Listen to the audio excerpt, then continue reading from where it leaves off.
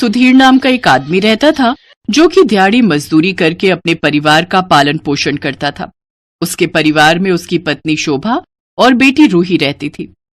सुधीर दिहाड़ी मजदूरी से बस इतना ही कमा पाता था कि उसका 2 वक्त का रोटी का गुजारा ही चल पाता था, लेकिन फिर भी वो तीनों अपनी छोटी सी दुनिया में बहुत खुश थे। बाबा, ठंड आने वाली है, मेरे पास नया स्वेटर भी नहीं है, मुझे एक नया स्वेटर दिला दो ना। हाँ मेरी बच्ची, तू चिंता मत कर, तेरे बाबा है ना, तेरे लिए नया स्वेटर जरूर लेकर आएंगे। रूही बिटिया, बाबा को खाना खाने दे, तू तब तक बाहर खेल ले। ठीक है माँ, आपने उसको नया स्वेटर दिलवाने के लिए कह तो दिया, लेकिन आप जानते हैं ना कि हमारे पास 2 वक्त की रोटी के अलावा उसे देने के लिए और कुछ नहीं है। तुम चिंता मत करो, मेरे पास कुछ पैसे हैं, उनसे हम अपनी बिटिया के लिए नया स्वेटर लेकर आएंगे। सुधीर अपनी बेटी के लिए नया स्वेटर ले आता है, जिसे देखकर रूही बहुत खुश होती है। सुधीर इसी तरह अपनी गुड़िया की हर फरमाइश पूरी करके उसे खुश रखने की कोशिश करता था। अपनी बेटी को खुश देखकर वो दोनों भी बहुत खुश थे, लेकिन एक रोज उनकी खुशियों को किसी की नजर लग जाती है और सुधीर की एक हादसे में मौत हो जाती है। अब शोभा पर दुखों का पहाड़ टूट पड़ा। अब बेचारी शोभा पर ही रूही की सारी जिम्मेदारी आ गई। ऐसे ही एक रोज उसका भाई उससे मिलने आया। दीदी, आप और रूही मेरे साथ चलो। नहीं राजू, तुम पर पहले ही अपने परिवार का बोझ है, अब मैं तुम पर और बोझ नहीं डालना चाहती। मैं यहीं रहकर कुछ काम कर लूंगी, लेकिन क्या वो समझ नहीं आ रहा। अच्छा ये लो, तुम ये सूप पियो। वाह वाह बहन, आज भी क्या लाजवाब सूप बनाती हो तुम। इस कड़ाके की ठंड में तो ये सूप पीकर मजा ही आ गया। वैसे तुम चिकन सूप बनाकर क्यों नहीं बेचती? ये लो, मेरी तरफ से कुछ पैसे रखो और चलो मेरे साथ, हम अभी जाकर सामान खरीद कर लाते हैं। शोभा को भी उसका आइडिया पसंद आया और उसने राजू से कुछ पैसे उधार लिए और उसके साथ जाकर सारा सामान ले आई। फिर अगले ही दिन शोभा चिकन सूप बनाकर बेचने लगी। सूप ले लो, सूप, चिकन सूप, सिर्फ 20 रुपए। गर्मा गर्म चिकन सूप पीजिए और इस ठंड को भगाइए। ठीक है, 2 प्लेट लगा दो। वैसे इस कड़ाके की ठंड में चिकन सूप पीने का अपना ही मजा है। भाई वाह, वाह भाई वाह, क्या स्वाद है, लाजवाब। धीरे धीरे शोभा का बनाया हुआ सारा सूप बिक जाता है और उसकी उस दिन अच्छी कमाई होती है। अब शोभा हर रोज चिकन सूप बनाकर बेचने लगती है। कुछ ही दिनों में उसने अपने भाई के दिए हुए पैसे भी सूद समेत लौटा दिए।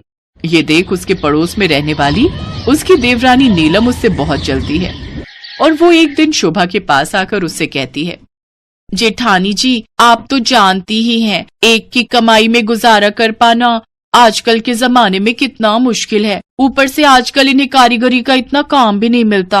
अच्छा होता अगर आप मुझे अपने ठेले पर कुछ काम दे देती। हाँ हाँ, क्यों नहीं, तुम कल से मेरे साथ काम पर चलना। कुछ ही दिन में नीलम शोभा जैसा चिकन सूप बनाना सीख गई और फिर उसने अपना ठेला ठीक शोभा के ठेले के सामने लगा लिया। कुछ दिन में उसकी भी कमाई ठीक ठाक होने लगी, लेकिन फिर उसका लालच बढ़ता गया। मुझे कुछ तो करना होगा और ज्यादा पैसे बचाने के लिए। तभी उसकी नजर अपने आंगन के पेड़ पर बैठे कौवे पर जाती है। अरे वाह नीलम, क्या आइडिया है तेरे इस खुफिया दिमाग में। अब तो मुझे अमीर होने से कोई नहीं रोक सकता। अगले दिन से नीलम अपने ठेले पर चिकन सूप के नाम पर कौवे का सूप बनाकर बेचने लगी और उसने उसकी कीमत भी 20 रुपए की जगह 15 रुपए कर दी। कम रेट देखकर अब शोभा के ग्राहक भी नीलम के पास ही जाने लगे। मेरी तो कुछ समझ नहीं आ रहा, ये नीलम इतनी कम लागत में आखिर चिकन सूप बनाकर कैसे बेच सकती है। इन सब में लागत भी तो कितनी होती है, चिकन मसाले, इन सब का भी तो खर्चा होता है। हो ना हो, जरूर कुछ गड़बड़ है।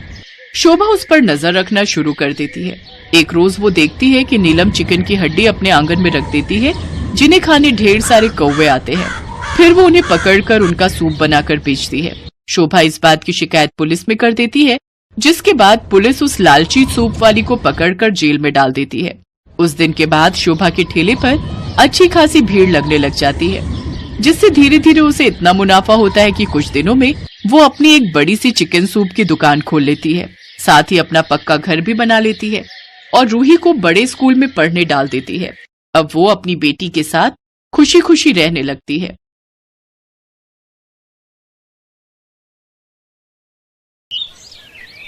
ये कहानी है सरिता की, जो एक छोटे से गांव में अपने पति केशव और 4 साल के बेटे बंटी के साथ रहती थी।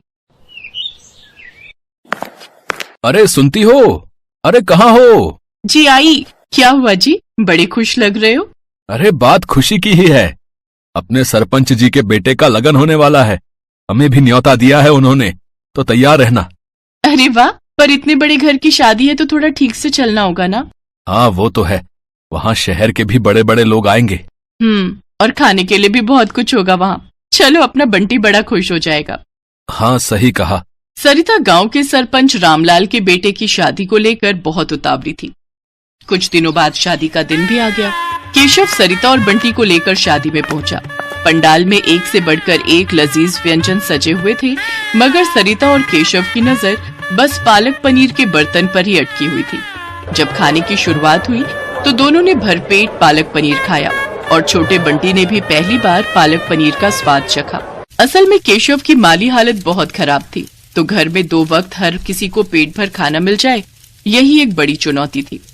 ऐसे में ये दावत उनके लिए किसी सौगात से कम नहीं थी। तीनों ने शादी की दावत अच्छे से खाई और फिर अगले दिन, माँ मुझे वो खाना है। क्या बेटा, क्या खाना है मेरे बच्चे को? वही जो हमने कल खाया था, हरा हरा सा, जिसमें वो सफेद सफेद डब्बे थे। अच्छा वो, अरे मेरे प्यारे लल्ला, उसे पालक पनीर कहते हैं। हाँ माँ, वही पागल पनीर। अरे मेरा लल्ला, ठीक है ठीक है, मैं अपने लल्ला के लिए बना दूंगी पागल पनीर। ठीक है माँ। हंसी हंसी में सरिता ने बंटी से पालक पनीर बनाने का वादा तो कर दिया, लेकिन वो खुद नहीं जानती थी कि वो ये करेगी कैसे। केशव एक छोटा किसान था। जब उसकी फसल बिकती थी तभी थोड़े बहुत पैसों का इंतजाम हो पाता था और उन्हीं पैसों में अगली फसल तक का खर्चा चलाना होता था। और ये बात सरिता भी अच्छे से समझती थी। उफ, बंटी से बोल तो दिया, पर पालक पनीर बनाने में तो बड़ा खर्चा होगा और अभी तो बहुत तंगी है। इनसे बात भी की तो बहुत गुस्सा करेंगे, अब क्या करूं मैं। इसी उधेड़-बुन में सरिता का पूरा दिन निकल गया। फिर अगले दिन सुबह उठते ही सरिता को चिंता होने लगी, क्योंकि उसने केशव से रुपए मांगे नहीं थे और बंटी सुबह से ही पालक पनीर खाने की जिद कर रहा था। सरिता बुझे मन से रसोई में गई और जाकर आटा गूंथने लगी। तभी उसे एक ख्याल आया। वो जल्दी से पड़ोसी के खेत से थोड़े से ताजे पालक के पत्ते मांग कर ले आई।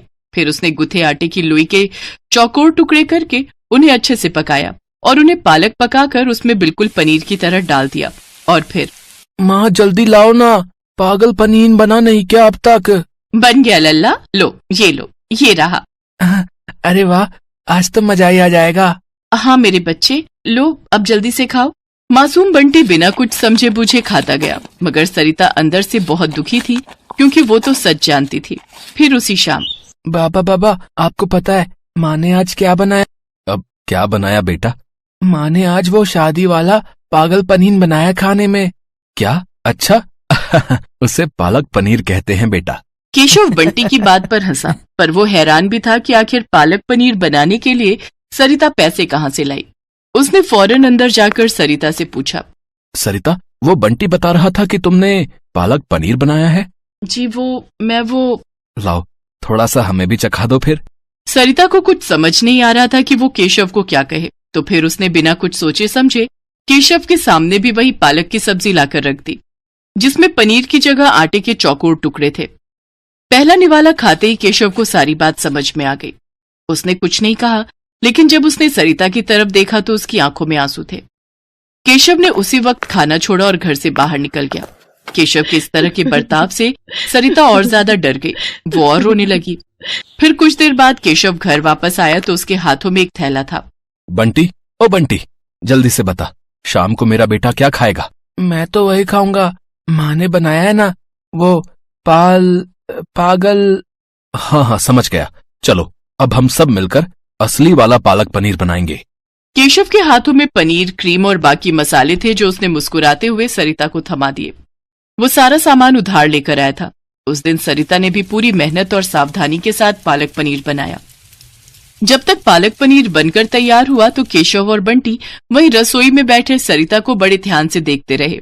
और फिर जैसे ही सरिता ने असली पनीर के साथ पालक पनीर उन दोनों को परोसा तो दोनों के चेहरे खिल गए। पहला निवाला खाते ही बंटी सीधा जाकर अपनी माँ के गले लग गया। ये वाला पागल पनीर तो शादी वाले से भी बहुत अच्छा है माँ। सच में सरिता, बंटी बिल्कुल सही बोल रहा है। तुमने तो कमाल कर दिया।